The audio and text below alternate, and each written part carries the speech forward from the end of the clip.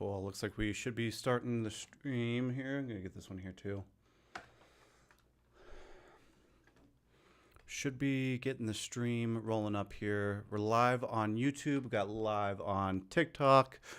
We're just hanging out. I'm going to answer some questions, do some tracking and logging, and going to share that screen here with you guys, kind of give you guys the insights on what I'm doing here for the next few, at least the next today and the next week or so. And of course, answer any questions, comments, or thoughts you guys have coming in. Let me know if you can hear me or if you have any questions, like I said earlier. Cool. I'm going to make sure we're rolling on YouTube. Dun, dun, dun. Looks like we're good there. Cool. All right. So let me go ahead and transition over here while we're getting people in here and figuring some things out. I'm going to share my screen here.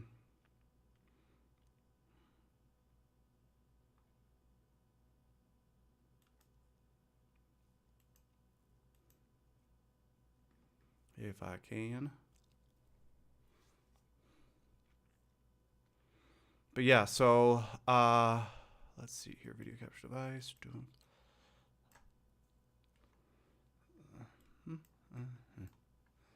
There we go. That should work. Cool. So we should be set up there. All right, so we have this is the reason I'm showing this today, the reason I'm even bringing this up, it's a kind of side thing that we can talk about until I get some questions. But until then, I think it's such a valuable tool. Like, this is something that I harp on like time and time and time again about making sure that self-monitoring. How are you going to bring more awareness to the behaviors, the habits, the routines, the things that are going to have a huge impact on, call it weight management, fat loss, muscle building, all those types of things, right? You're going to want to make sure that you are having some sort of self-monitoring routine, right? And one of the ways that I like to do this is through Chronometer. Having Chronometer, having your food tracked on there, logged. Sorry, you guys can't see it on TikTok. If you always want to go over to YouTube, that's where I'm at, where you can see that specifically. But that's one of the things that you'll hear me preach about time and time and time again, is making sure that you're bringing self-awareness around these behaviors. Like, if you're trying to lose weight and you have no idea how many calories you are taking in, that's going to be the first step. Is like, cool, let's figure that out. Let's make sure that we're staying within budget. So that's why I'm such a big proponent of that. Let me see if I can get this to be smaller here. Okay, so let's pull it up here. So yeah, for the past about 16 weeks, we've been in a fat loss phase. It has been, holy smokes, that they feeling it for sure. Nonetheless, you can see the trend line here. It's not as aggressive specifically here at the end, but it's moving, it's grooving. There's a space and time here that I really did not want to weigh myself or track anything, and I did take some time off. So I'd say, yeah, between 14 and 16 weeks at this point. We're going to go for another 4 weeks. We're trying to hit it hard for the next 4 weeks. I think a lot of people are in the same, right? This is like that August, back to school, like everyone's going to get in their ducks in a row, focusing on themselves, whatever it might be. So like, I think this is a perfect time to like start to implement some of these things. So for this last week, this is pretty much what the meal plan has looked like, right? Shared a few of the recipes, at least on Instagram and on TikTok, but we're doing some sort of smoothie in the morning. We're doing might be a good thing to pull up actually, would be the Google Drive.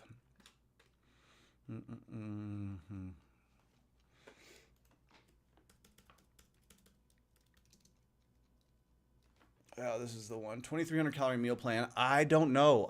Let's see here. Yep, this is the one. So we had this blueberry banana smoothie, or strawberry banana smoothie, excuse me. Whey protein powder, oats, creatine, monohydrate, chia seeds, PB2. Hit me with your questions, guys. Even over here, I'm checking on the TikTok as well. So yeah, we had the strawberry banana smoothie. Honestly, this is one of my favorite recipes right now. It's so easy, so quick, super efficient. This is the most recent meal plan that I actually did send to the email list this week as well. So if you're on the email list, this is the one that that I'm referring to. Like, I'm sharing straight up the same meal plans I'm eating with you guys. So you guys see the example, right, of how I'm sticking with the budget, how I'm staying within the calories, how we're meeting those food groups, how we're getting in fiber, how we're getting hitting our protein, like all of those pieces so that, right, you can, get to where you want to get. So that being said, strawberry banana smoothie. This one was about 483 calories. We had, oh, people want to join here?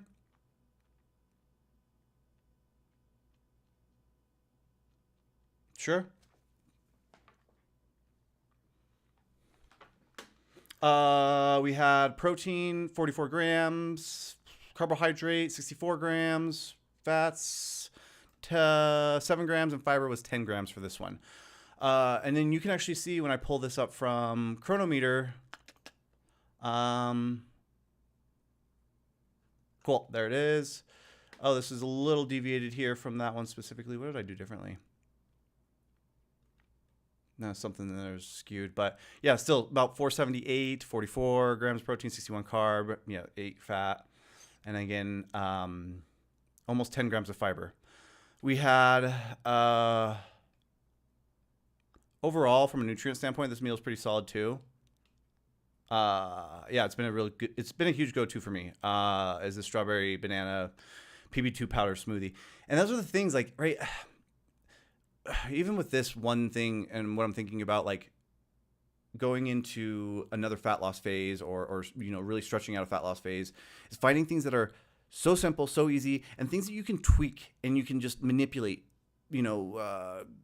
iterate on over and over and over again to get to the point where it fits all of your things. So for example, right, like this strawberry banana smoothie that I was doing, originally during like a maintenance phase or even like a building phase, it would probably be way higher calories. I'd probably use regular peanut butter. I'd probably use a full banana. I probably would do, just a scoop of protein normally. And then I'd also do oats. Everything else would probably stay the same. So I'd probably just swap out peanut butter. So it'd be higher in fats, a little bit more, call it banana or whatever. So it'd probably be closer to that 500, 600 calorie range. But because I'm in a, shifting towards this fat loss or this weight loss perspective, right, trying to stay within a calorie budget, we are trying to minimize the amount of calories we're taking in, still maximize the overall nutritional value, but right, you can kind of see, okay, cool. Instead of doing real peanut butter, I'm doing PB2 powder. Instead of doing a full banana, I'm doing a half banana, right? Small little tweaks that I can do to just align a little bit closer with staying in the budget. And so yeah, that's for this one. I think that a few components that if you can take something away from it is like find staple meals that you can run with, you don't get tired of. I don't want to hear this like I need variety every single day. Like that's variety equals complexity. Complexity is going to throw you off track. Like no. You're going to find something that works really well for yourself, provides you with several different food groups, and that you can manipulate or work with, and right, it becomes a staple in your routine, right? And you can guarantee, right, if I have these inputs, if I have the inputs of this smoothie, this whatever, right, this amount of calories, I get the result that I want, right? So that is my kind of message or story for meal number one, as we're kind of tracking, logging, and doing Q&A. Again, you guys have any questions, let me know. I'm here for it. Let me check the YouTube real quick to see if we got questions. Nope. Cool. Let's keep rolling then. So then we have peaches, this second meal. This one was good. This was new. Again, something that I use as a staple. I normally, for my meal too, is always some sort of Greek yogurt meal. But right, again, how can you use this? Okay, maybe you have your source of protein for this one. For me, it's Greek yogurt.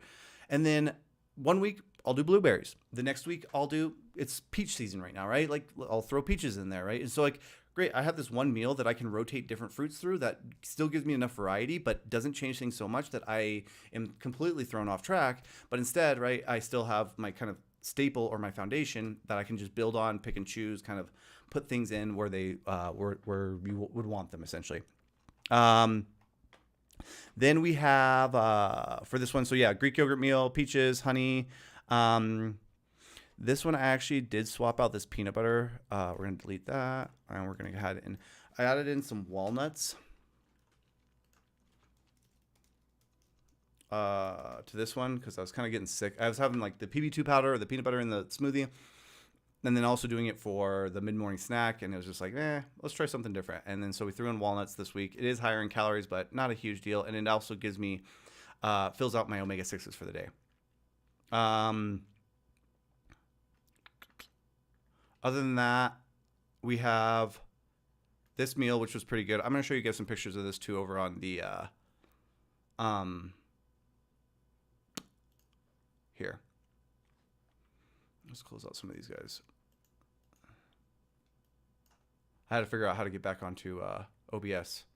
Not that tech savvy. So yeah, here's our peach meal. Again, Greek yogurt peach bowl, 10 grams chia seeds, honey, 20 grams, walnuts, 28 grams, peaches, 150 grams, and then Greek yogurt, 200 grams. That's giving us roughly around 400 calories, 22 grams protein, 53 carb, 13 fat, and probably several grams of fiber. I didn't put the fiber on this meal plan specifically, but we'll check that out real quick. 7 grams of fiber, right? I mean, think about this. The average intake of fiber for Americans is somewhere around, I think, 15 to 17 grams a day.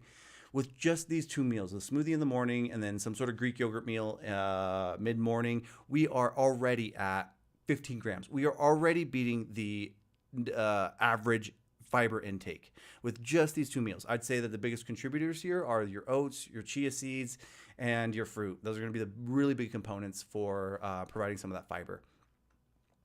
Again, I'll talk a little bit more about like the approach that I take. So here in just a minute. Then for lunch, this lunch I haven't posted yet, but this lunch is bomb. I like this lunch a lot. It is we did like, essentially we just made mashed potatoes. We just boiled up some potatoes, crushed them up, put some milk, some Greek yogurt, a little bit of oil. And then we did this lemon crock pot with like, or lemon crock pot chicken, how would we phrase this one? Crock pot, lemon, chicken. I don't even know what I'm calling this one yet, but it has like a lemon, like kind of gravy sauce that goes over it. Here, let me just show you a picture of this one too. This one was really good. So yeah, this was the meal that we ended up making here. So yeah, we had this like lemon chicken. It's like onions, garlic, some, let's see, the crock pot chicken ingredients were chicken breasts. I did about 3 pounds for the week. Bone broth, did about 2 cups. Onions, we did a cup chopped.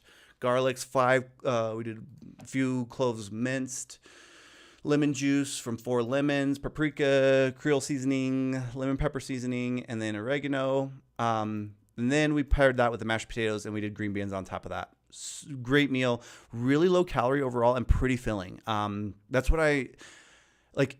I love using mashed potatoes in this instance, especially during a dieting phase, because it is just a ton of volume of food, right? It's just gonna make it's gonna make so like great. I had this lunch. It completely filled up my stomach. It was pretty low calorie, had high protein, had a decent amount of fiber, and then it had plus the volume from the mashed potatoes, plus the volume from everything else there as well. Really helps with managing hunger on the back end, preventing cravings. Like it was a solid meal. Then we went to, post-workout. I'm also doing a pre-workout sometimes, not all the time, but post-workout, normally some sort of bowl of cereal. That's where I put those walnuts.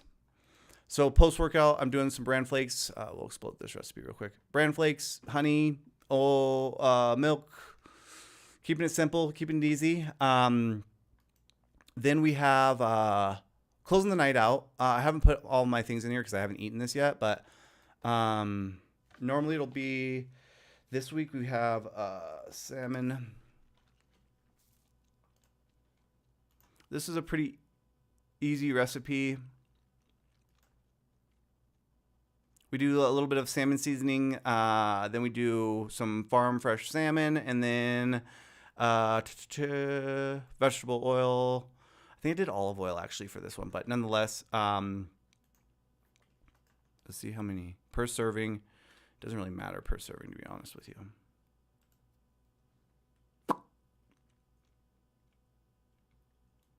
Oh, it was only a gram. So let's do, we'll do a serving here. Oh, there we go. 85.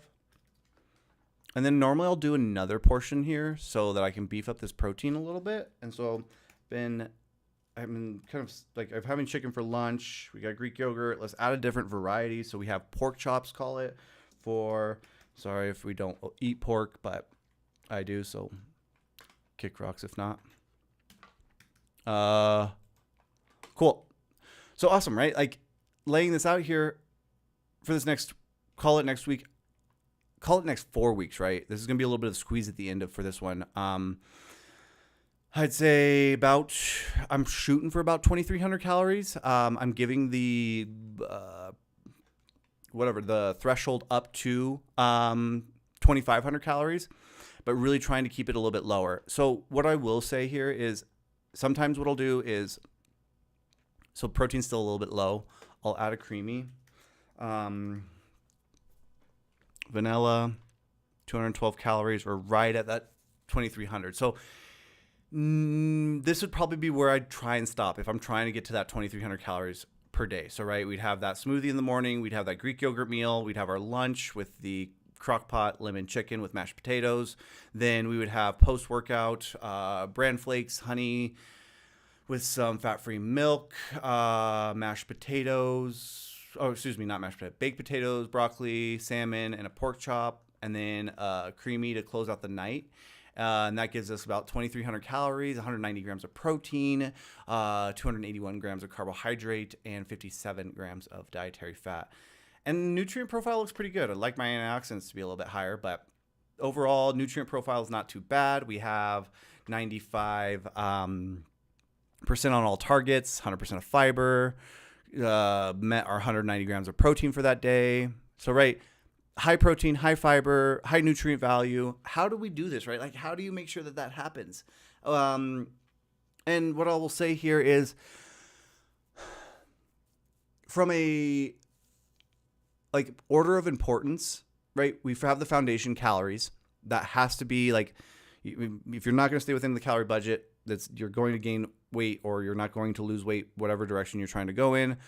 In addition to that, or I'd say the next level of that, or the next order of importance, would be dietary choices, food choices. What are you choosing to fill these calories with? Sure, you can have 2,300 calories worth of Cheetos, but right, no protein, no fiber, virtually no nutrient value whatsoever. So, right, what are the things that you do to make sure that your diet composition or your food choices are actually on point? And that's going to be making sure that you are consuming from the food groups, right? You're getting lean proteins, whole grains. God, I don't want to hear people fucking whole grains anymore.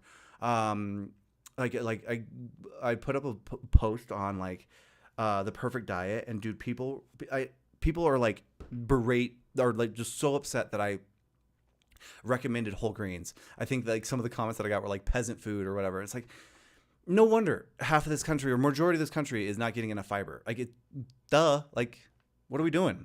You're not eating whole grains. You're listening. I'll get off the little soapbox. Nonetheless, diet composition, dietary choices, improving your choices.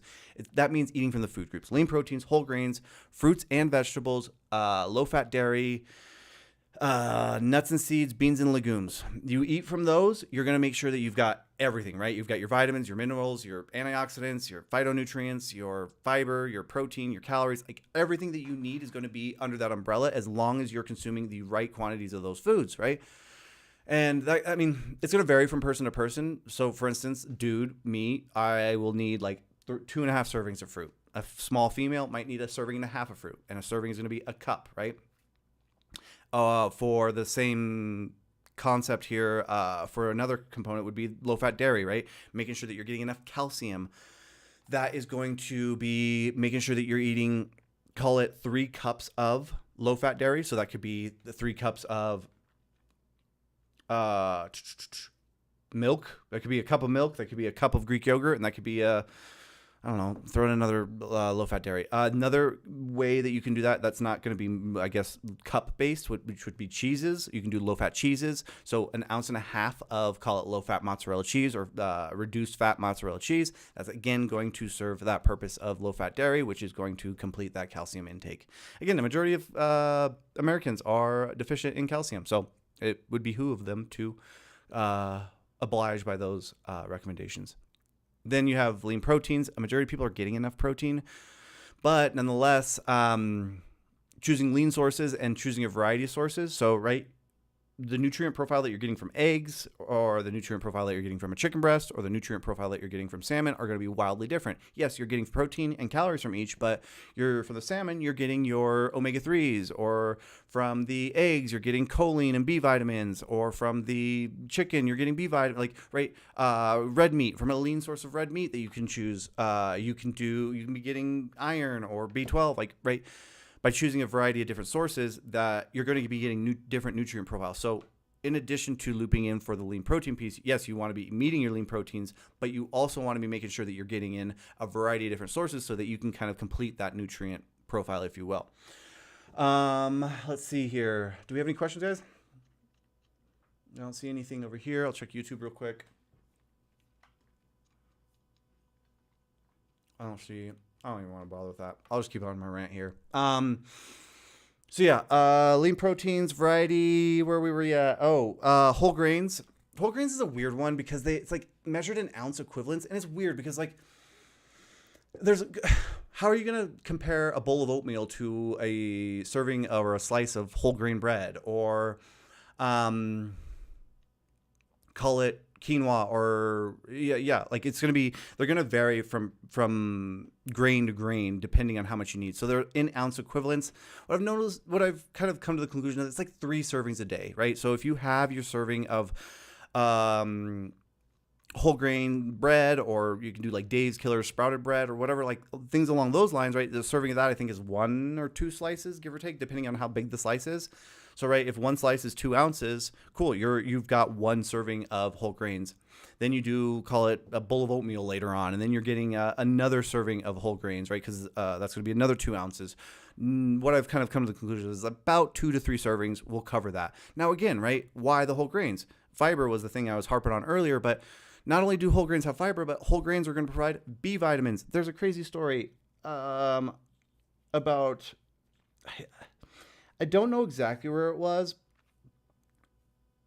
and I'm gonna paraphrase the story because it's not, I don't have the whole thing on the top of my head, but so take this with a grain of salt. But nonetheless, it was really interesting. When you don't get specifically B vitamins, which you're getting from whole grains, there's a nutritional deficiency that can present itself into a kind of disease state, right? And it's called beriberi. And this disease was seen specifically, was first seen or first like documented. It was in an Asian country, or within one of the Asian, within one of the Asian countries, where the kind of higher class, if you will, people started to figure out that you could remove part of the rice grain and just get that perfect white rice kernel. And right, everybody loves white rice. It's easier to eat. It doesn't have the fibrous husk on it. Well, yeah, once they did that, and these kind of elite people within this specific community within the Asian population, they removed the husk, or removed the outer layer of the grain or the rice kernel, and they then became deficient in B vitamins, and this then led to beriberi, like them getting this disease. And they're like, hey, what's going on here? Meanwhile, all the people that were, you can call them poor people, but in reality, they were still eating the whole kernel, and they did not suffer from this. So coming back to this, whole grains, you're not only getting fiber, but you're getting other nutrients, B vitamins, healthy fats, a ton of other things. So again, right, coming back to this, improving dietary choice, making sure that you're eating the food groups. We've gone through lean proteins, low-fat dairy, whole grains. Let's go ahead and move on. Fruits, right? I think men or larger individuals would need somewhere around 2.5 to 3 servings, or 2.5 to 3 cups per day. Now, that could be frozen fruit, that can be canned fruit, that can be fresh fruit, whatever. So 1.5 to 2 servings, 1.5 to 3 servings per day. A serving is about 1 cup. You pick your poison on what that might be. My only suggestion here would be, like, cool, you like apples, great, eat some apples, but also try and include something else, right? Berries are going to be high in antioxidants. You could throw some variety in there. I mean, that's my moral of my story. Eat 2 servings of fruit per day on minimum, and then try and do two different types of fruit. Right? Keep it super simple, right? Then we have, moving down the line a little bit further, we have Vegetables. Vegetables is about 2.5 to 3 servings per day. The serving sizes are going to be different for each one. The serving sizes specifically for, I can actually pull this back up. So, I mean, we're not really looking at this really right now, are we? Cool. So the serving sizes for, where are we at? Vegetables. Right. You're going to want, this is where I like to encourage the variety piece of throwing in kind of that rainbow concept, trying to eat a variety of different vegetables. I've heard another component, which was like trying to eat 30 or what was it? Like 7 or 30. I'll have to come back to that idea, but eating the rainbow, a variety of different sources, making sure you're getting some reds, making sure you're getting some yellows, some oranges, so just a ton of different colors, but also making sure that you're including some sort of green, right? Some sort of green leafy vegetable. Now that is where it's different, and I'd just say make that a standard. Try and include, like, call it a serving of spinach, which is serving of spinach or kale or Swiss chard, anything like that deep green is about 2 cups versus, right, all the other ones, which is going to be about a cup. You're going to want about 3 of those a day to make sure you're hitting all of these other nutrients. What else do we have? We've got low fat, dairy we covered, fruits, vegetables. Oh, beans and legumes, trying to incorporate a half a cup a day. That would be ideal. That's normally what I try and do, and that's really what pushes over for fiber. Fiber, phytonutrients, plant sources of proteins or plant sources of amino acids. And then finally, nuts and seeds. These I plug in everywhere. Like, they're so clutch. You can see it. I plug in the chia seeds into my smoothie, into the Greek yogurt bowls. I've seen the Feel Good system, these twats that are trying to sell you $150 fucking fiber supplement. Are you kidding me? They're all over. They're all over, and they are hucksters, dude. I see this one lady that's wearing a lab coat with her, like, pharma name badge and just hustling these things, man. And meanwhile, you could just legitimately buy a bag of chia seeds for $7 and have that last you a month, and then you're good. Like, you include that in a couple different meals. You do everything else that we're talking about. You don't need that, dude or gal, right? Like, no. All right, so diet composition is what we talked for as that second component. So, right, we had the first component, which was making sure you're staying on within your calories. Second component was diet composition or dietary choices. The third and fourth, we'll call it macronutrients and meal timing. And this is order of importance, right? So macronutrients and meal timing come after dietary choice, come after calories. So making sure that those things are in line first, and then moving on to call it paying attention to your macronutrients. So, right, making sure you're getting enough protein in, making sure you're getting enough fiber, making sure you're getting enough. I put fiber in the macronutrient categories, and I think everyone should. But carbohydrates and fats.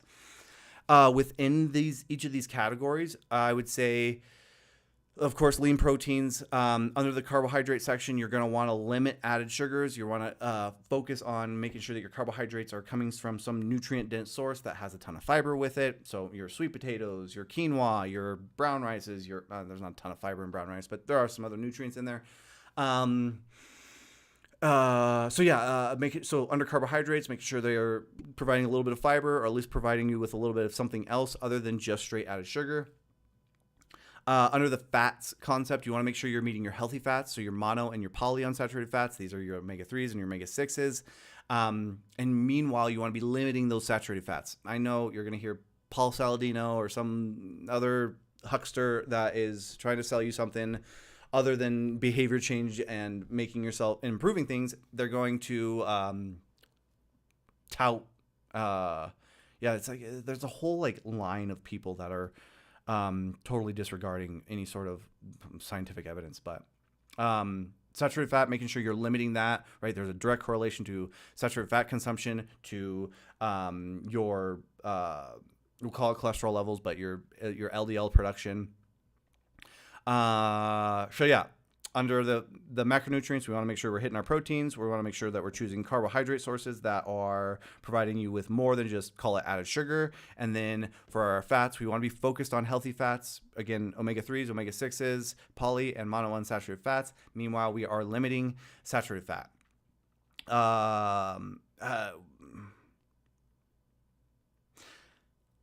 the categories of the two, I don't know if I need to go into those two, but right, saturated fat, your butters, your meats, your full fat dairies, those types of things, that's what we're limiting.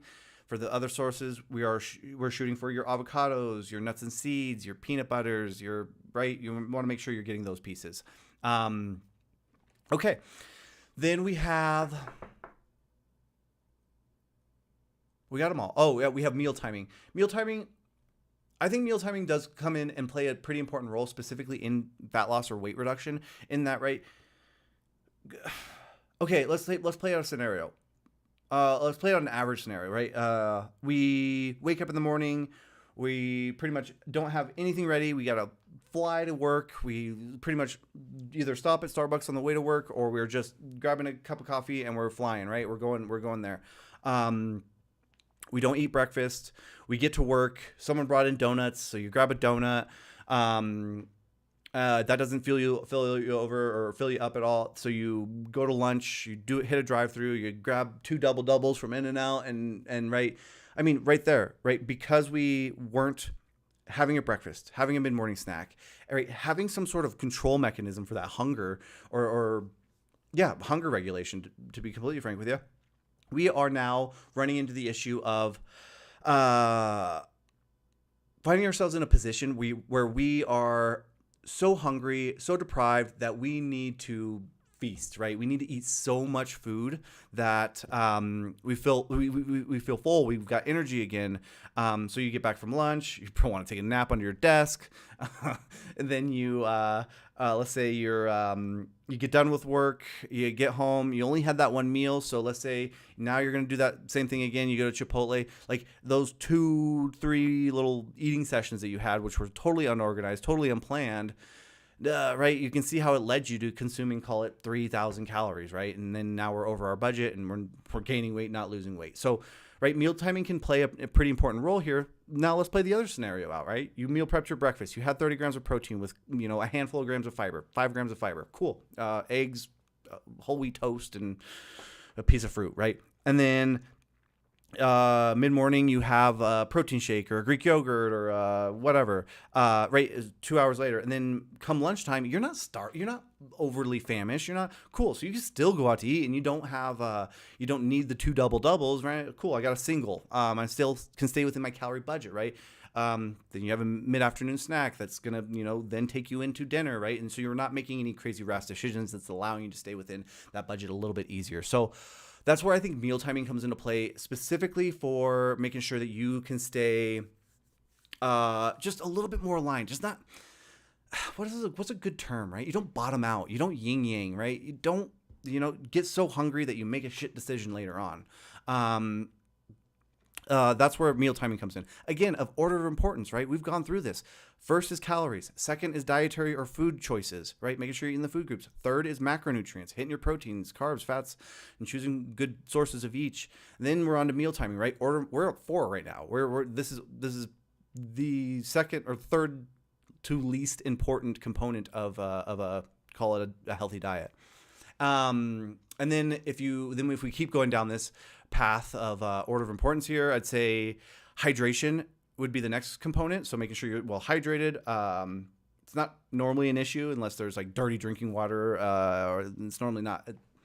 We normally don't face that here in this country. So when you have that order of importance, where was that? Oh, hydration.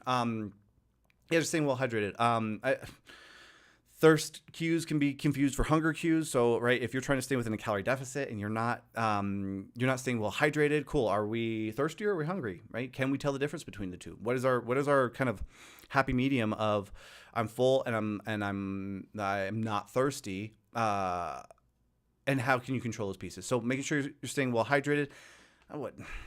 Generally speaking, 2 liters a day, 2 to 3 liters a day, that'll cover you. Yes, your coffee, your caffeine, like your diet sodas, all count towards that as well. Normally not a huge issue, so it's definitely not a huge important piece. And I'd say the last component is supplements. They do play a role, but they are such a minuscule part of your protocol that they do come last. And I want to reiterate that, like anything that I say from here moving on, like everything else that I said previously is way more important. So when you're looking at or considering supplements, right? Let's say you have an intolerance to lactose and you can't get calcium, right? You can't get a source of calcium because you just shit your brains out because every time you drink calcium or drink milk, or have any sort of dairy, you're out the back end, it's not pretty. Then that would be the circumstance where supplements would play a huge role. They would benefit you immensely. I'd say that a concept that I kind of follow is just having an insurance package, a multivitamin. I mean, that's pretty simple, right? It's like $7 at Walmart to get a one a day multivitamin. How much of that's being absorbed? How much of that's being used? We don't know. It could be just expensive pee. But that's what I would go with that. Second order, I would say would be creatine for most people. I'm a big proponent, whether you're losing weight or not, or whatever, like strength should be your focus. Getting stronger should always be your focus, right?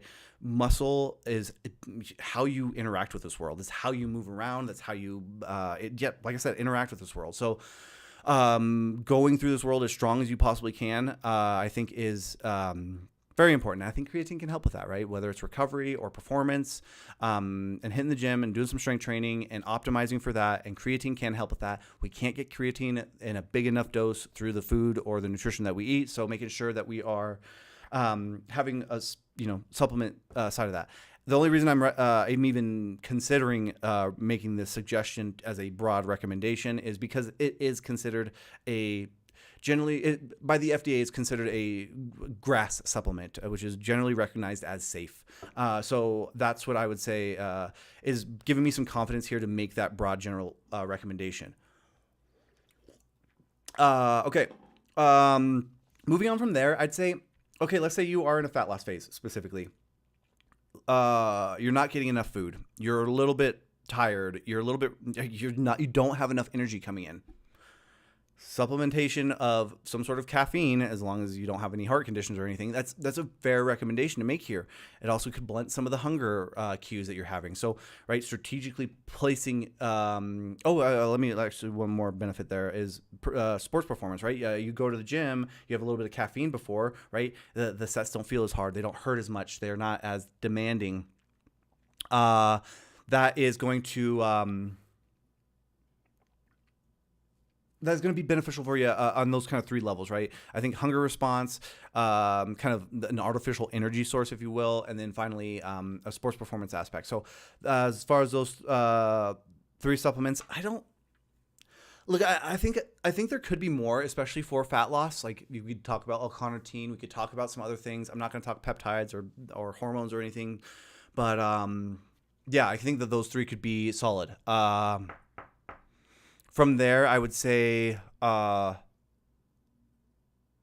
going to leave it there. So that would be the order of importance there. As far as everything that we talked about, calories, dietary choices, macronutrients, meal timing, hydration, and supplementation. You have those pieces put into play. You wrap in self-monitoring. So you're tracking your food, you're tracking your weight, you're tracking your workouts.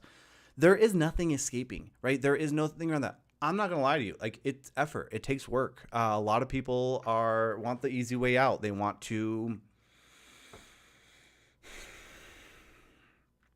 easy way out. I mean, and I don't blame them, right? I want that too. Like, but in all reality, it just doesn't work like that. You got to set these behaviors in play. You got to be self-aware. You got to make sure that you're staying within your calorie budget, eating the foods that you need to eat, strength training, getting stronger. Kind of went on a whole little rant here about this. I was just going to log my food and get on live for a hot minute, but I don't really have no one asked questions, so I had a couple people in here. I'll kind of leave it there then. In that case, I hope you guys have a great rest of the day. See ya.